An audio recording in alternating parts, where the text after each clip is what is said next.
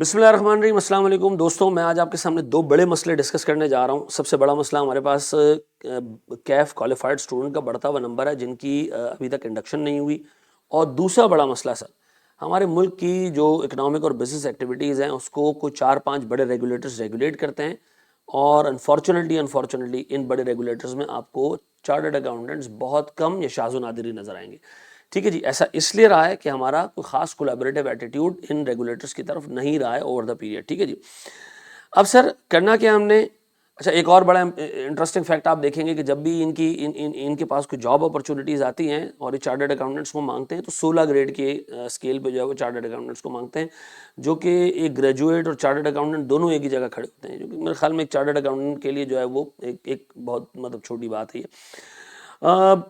کرنا ہے کہ سر کرنا چاہیے کیا ہے اس کے اندر؟ سب سے امپورٹنٹ چیز یہ کہ سر ان تمام بڑے ریگولیٹرز کو امیڈیٹلی ٹریننگ آرگنائزیشنز کے طور پر رجسٹر کیا جائے۔ اس سے دو کام ہوں گے، ایک تو جو نمبر آف اسٹوڈنٹس جو ٹریننگ اسٹوڈنٹس اس وقت سسٹم سے باہر بیٹھے ہیں ان کو جو ہے وہ ٹریننگ اپرچونیٹیز ملیں گی۔ ٹھیک ہے جی، ان کو جو ہے وہ یہاں جا کے سیکھنے کا موقع ملے گا۔ جو اپنا کریئر جو ہے وہ ٹیکس میں اور سیلز ٹیکس میں پرسو کرنا چاہتے ہیں ان کے لیے بہترین اپرچونیٹیز کریٹ ہوں گی۔ اور دوسرا سر سب سے امپورٹنٹ چیز، آج سے سر آپ کے ریگولیٹر میں جو ہے وہ ایک المنائی آپ کے ڈیولپ ہونا شروع ہو جائے گی، ایک سپورٹ بیس شروع ہو جائے گا آپ کا، جو ڈیولپ ہوتے ہوتے بعد میں آپ کے لیے بڑا اسٹرانگ رول پلے کر سکتا ہے ہمارے ادارے کے لیے، انسٹیٹیوٹ کے لیے۔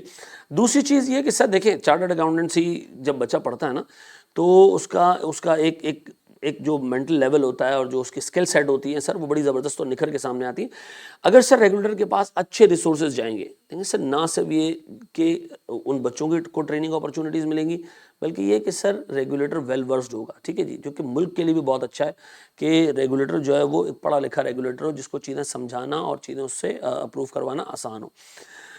سر دوسرا یہ کہ سر چارٹرڈ اکاؤنٹنسی جو پاکستان میں نا آپ کو واحد دنیا میں یہ ایک باڈی نظر آئے گی جس میں کارپوریٹ لاء جو ہے وہ سی اے فائنل میں پڑھایا جاتا ہے، اور جس ایکسٹینٹ پہ پڑھایا جاتا ہے وہ آپ بہتر جانتے ہیں کہ کارپوریٹ لائرز بھی اتنے ایکسٹینٹ پہ لاء نہیں پڑھتے جتنا ہم پڑھتے ہیں۔ تو سر یہ ریگولیٹرز کے پاس جا کے اگر میں آرٹیکل شپ میں اپرچونیٹیز کریٹ ہوتی ہیں تو سر کوئی بعید نہیں ہے کہ آئندہ آنے والے دنوں میں جو کارپوریٹ لائرز ہیں، جو ٹیکس کے بڑے لائرز ہیں سر، وہ چارٹرڈ اکاؤنٹنٹس ہی آپ کو نظر آئیں۔ ٹھیک ہے نا، میجورٹی رولز میں آپ کو چارٹرڈ اکاؤنٹنٹس نظر آئیں۔ کرنٹلی جو کارپوریٹ لائرز ہیں اس میں آپ کو بہت کم ایسے لوگ نظر آئیں گے جو چارٹرڈ اکاؤنٹنٹس ہیں، وہ بیسیکلی جو ہے وہ مینلی لائرز ہوتے ہیں۔ ٹھیک ہے جی سر، اس مسئلے کا یہ حل ہے۔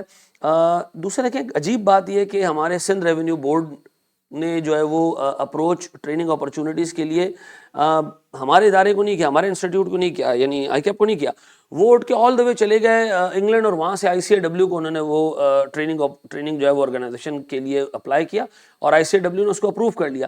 سر کیا اچھی بات ہو کہ ملک کا ایک ادارہ ہے، مین ادارہ ہے، دیکھیں سب سے بڑا امپلائر گورنمنٹ ہوتی ہے اور وہیں ہم ایبسنٹ ہیں، چارٹرڈ اکاؤنٹنٹس وہیں ایبسنٹ ہے۔ ٹھیک ہے جی، انشاءاللہ تعالیٰ مجھے موقع ملا، ٹھیک ہے جی، تو انشاءاللہ تعالیٰ اس پہ ہم ضرور کام کریں گے، لیکن کرنٹلی سر ایک ہمارے لیے دیرینہ مسئلہ یہ جس پہ کام کرنے کی ضرورت ہے۔ میں ایکسپیکٹ کرتا ہوں سر آئندہ آنے والے الیکشنز جو 11 سپٹمبر کو شیڈیولڈ ہے کونسل کے لیے، اس میں جو ہے وہ میری آپ سے ووٹ کی اپیل ہے، اور میں انشاءاللہ تعالیٰ آنے والے دنوں میں ایسی بہت ساری چھوٹی چھوٹی ویڈیوز بناؤں گا جو میرے ایجنڈا کو ریفلیکٹ کر رہی ہوں گی۔ Thank you very much.